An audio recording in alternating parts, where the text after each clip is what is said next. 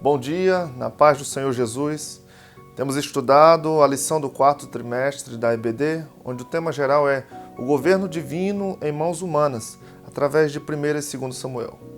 Na lição de número 8, estudaremos sobre o exílio de Davi. Davi foi exilado num local conhecido como a Caverna de Adulão. Esse exílio se eclodiu em função do ciúme e o ódio pervertido do rei Saul.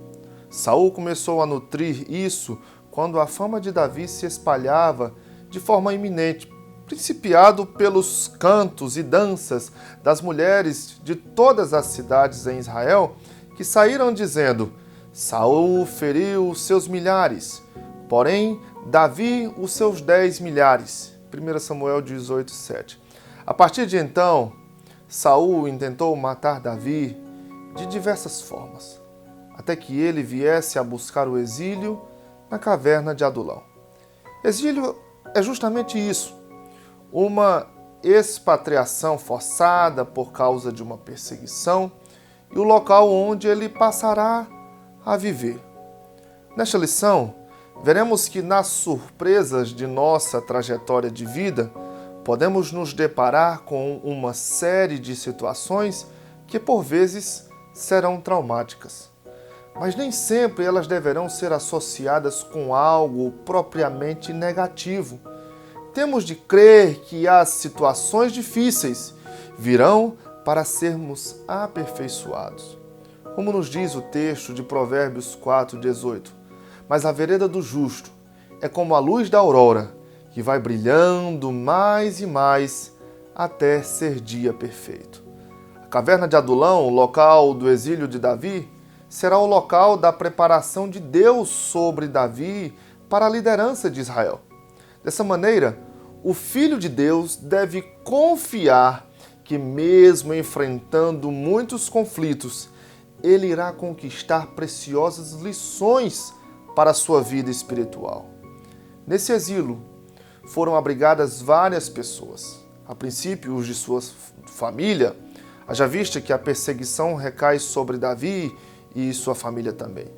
E ainda várias outras pessoas que viviam perseguições, que eram endividados, que estavam amargurados, os desprezados, pessoas consideradas indignas, num total de 400 homens que iriam agora serem treinados por Davi, e logo esse número passou para 600, provando que não havia seletividade ou rejeição por parte de quem procurasse abrigo ou refúgio ali.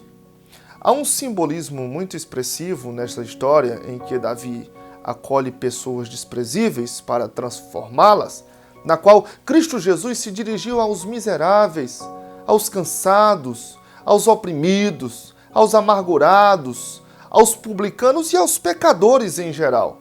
E todos foram transformados pelo seu poder e passaram a fazer parte do seu reino, sendo agora seus seguidores.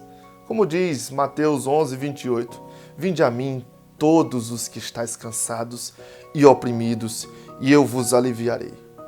Cuidado de Davi com os seus parentes demonstra o amor que ele nutria com a sua família. A propósito, ele não poderia deixá-los à mercê da ira de Saul, que era um perigo iminente.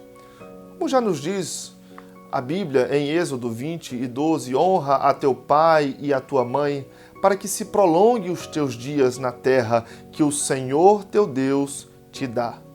Assim cremos que Davi era conhecedor e praticante dessa palavra, não apenas um ouvinte desatento. Nos dias atuais, há muitos filhos alheios aos problemas enfrentados por seus pais. Muita indiferença, principalmente quanto à velhice ou enfermidade, mas essa lição nos remete que venhamos cuidar de nossos pais e familiares quando as circunstâncias se mostrarem desfavoráveis. Assim sendo, os pais ficarão orgulhosos com o tratamento dispensado e agradecerão a Deus por seus filhos serem fontes de bênção em todo o tempo, conforme Salmo 127:3. Os filhos são herança do Senhor, uma recompensa que Ele dá. Compreendemos nesse exemplo de Davi em abrigar seus pais e seus irmãos que ele os amava, com uma expressão de amor em verdade. Mesmo tendo tido, de certo modo, esquecido por seu pai Jessé ao apresentar os filhos para Samuel no ato da unção do novo rei, e também quando foi inquirido com calúnias por seu irmão Eliabe, pouco antes de enfrentar Golias, ainda assim, Davi não enxergou no caos uma espécie de oportunidade em se envigar, como deixando eles desamparados, mas demonstrou amor em cuidar de todos. Que maravilha! O coração de Saul era leviano e ele não sabia lidar com situações conflitantes. Embora tivesse a aparência de um líder, não era um homem segundo o coração de Deus como Davi. Não tinha firmeza de sua posição, de sua liderança, já que desconfiava de tudo e de todos, até mesmo do próprio filho. Enquanto rei, Saul buscava se firmar na posição através de barganhas junto aos súditos e subalternos. Ele não compreendia que a lealdade não se conquista através de presentes ou dinheiro, mas sim pela transmissão da verdade e do caráter íntegro de um verdadeiro líder. Atributo esses vistos em Davi e nem de longe em Saul.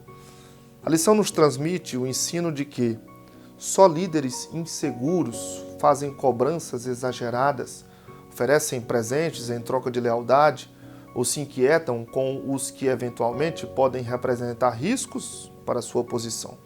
Os líderes verdadeiros atuam chamados por Deus, estão firmados em seus propósitos. Haja vista, não temem o que porventura venham se levantar defronte aos seus destinos. Em Hebreus 13:7, temos a devida orientação. Lembrem-se dos seus líderes que lhes falaram a palavra de Deus. Observem bem o resultado da vida que tiveram e imitem a sua fé. Embora Davi fosse íntegro e o escolhido por Deus para a missão de liderar Israel, ainda não estava concretizado o seu momento de reinar. Daí quem o buscava proteger sofria enormes agravantes. Haja vista o caso do sumo sacerdote Aimeleque e seus sacerdotes que foram mortos a mando de Saul. O ciúme doentio, com ódio e inveja que dominavam Saul, fez com que ele agisse por dominação demoníaca, a ponto de tal atrocidade, onde se teve 85 sacerdotes mortos, além dos habitantes da cidade de Nob exterminados. Entretanto, restou vivo o filho de Aimeleque, que se chamava Abiatar. Este escapou e se juntou a Davi. Então Davi o falou: fique comigo, não tenha medo.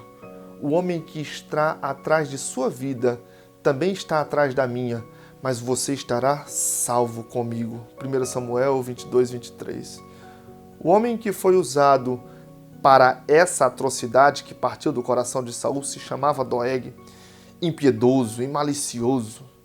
Há muitos que esperam supostas oportunidades para atrair a atenção de certos poderosos, assim como Doeg buscou agradar a Saul. As características desses são de língua maliciosa, intentam enganos, desprezam o bem, amam o mal e são tortos ainda no seu falar. Há inclusive uma similaridade disso lá no Salmo 52. O ímpio tem uma aparente vitória momentânea, mas no fim não prosperará e sofrerá o devido juízo divino. Concluímos esta lição com a convicção de que tempos difíceis em nossa vida terão ares de névoas, onde poderemos nos deparar em locais gélidos e com poucas expectativas, tal qual a caverna de Adulão. Mas ainda assim, Deus estará a nos moldar para propósitos ainda maiores que nos estão reservados pela sua infinita graça. De coisas inóspitas, Deus faz surgir bênçãos, pois somos tratados pelo seu Espírito Santo. Que Deus em Cristo vos abençoe. Vá na escola bíblica dominical e você será ricamente abençoado pelo estudo dessa lição. Fique na graça e na paz do nosso Senhor Jesus Cristo. Amém.